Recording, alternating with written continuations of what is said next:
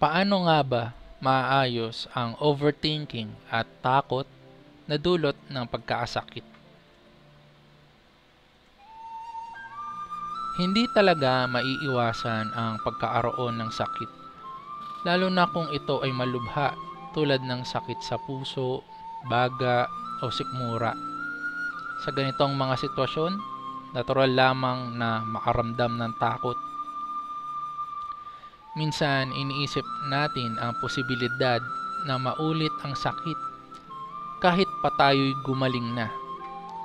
Kung kasalukuyan namang may iniinda pa rin, maaaring magdulot ito ng labis na pag-aalala at tanong tulad ng, paano kung sumumpong ulit?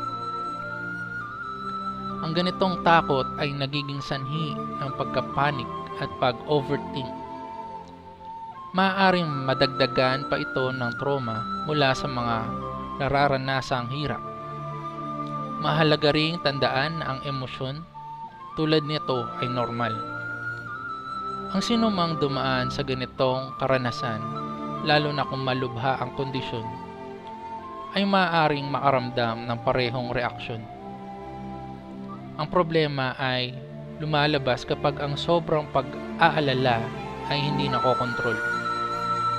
Kapag hinayaan ito, nagiging habit ang overthinking na kalaunan ay nagdudulot ng stress sa katawan.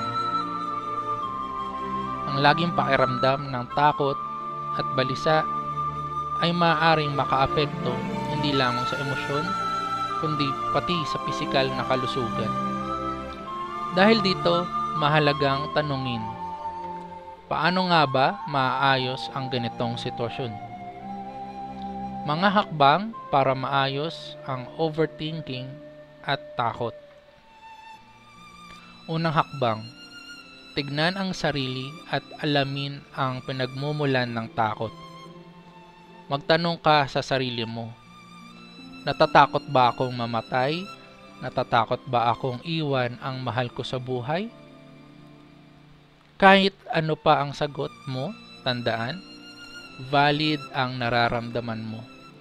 Pero kung araw-araw mong iisipin ang mga bagay na hindi pa nangyayari, lalo ka lang magkakasakit.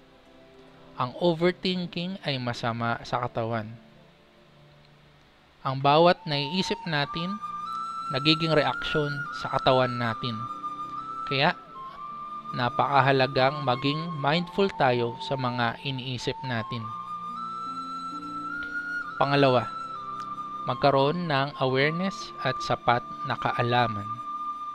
Unawain ang lahat ng tungkol sa iyong nararanasang sakit. Alamin kung paano ito maaayos at ma-handle, lalo na kung paano ito makokontrol at maiiwasan. Napakahalaga ng awareness at sapat na kaalaman dahil dito, ito ang unang hakbang upang matutunan natin huwag mag-overthink. Ang pagkakaroon ng malinaw na impormasyon ay magbibigay ng kumpiyansa at kaalaman para mas epektibong harapin ang sitwasyon. Tandaan din na mahalagang kumonsulta sa iyong doktor. Tanungin kung ano ang mga dapat mong gawin at sundin ng maigi ang kanilang payo. Ang gabay nila ay makakatulong sa tamang pagplano at pagpapabuti ng iyong kondisyon. Kapag nararamdaman mong nagsisimula ka ng mag-overthink, mahalaga ang agarang aksyon.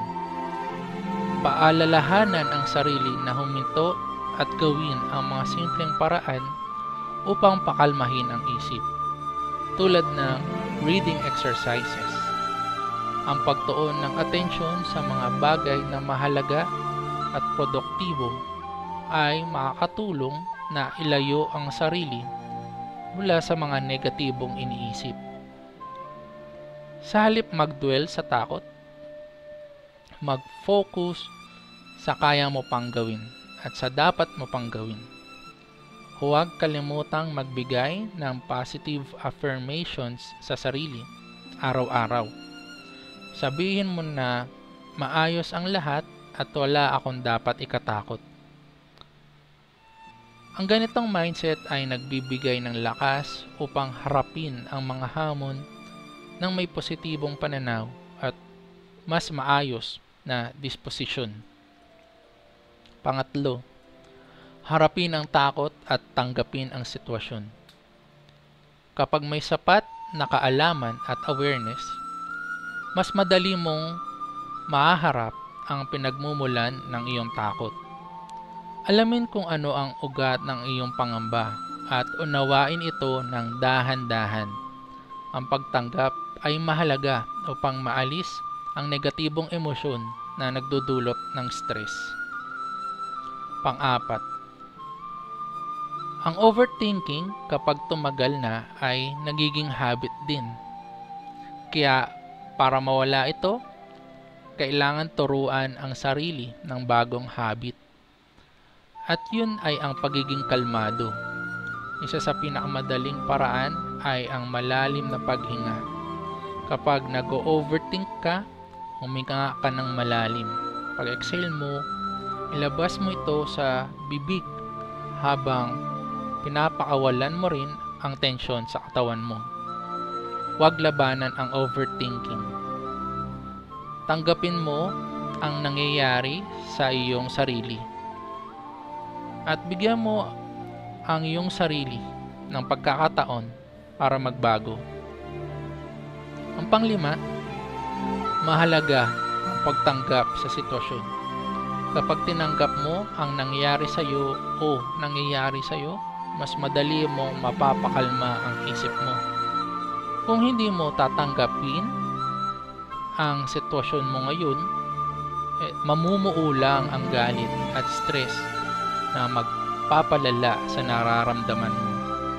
Karamihan kasi sa atin ay nagagalit sa ating sarili dahil nag-overthink tayo, pero hindi dapat ganun. Kailangan tanggapin natin ang ating sitwasyon. Pang-anim, subukan mo ang meditation. Isa itong epektibong paraan para maging mapayapa ang isip at puso mo. Ang irerekomenda ko ay ang Zen meditation dahil napakadali nitong sundan. Sa una, mahihirapan kang patahimikin ang isip mo. Normal lang yun. Pero tandaan, ang meditation ay isang uri ng exercise. Kailangan ng oras para masanay ang katawan at isip mo rito. Maraming salamat sa pakikinig. Kung gusto mo pa ng tips at guidance, subscribe na para maging updated sa mga susunod kong video.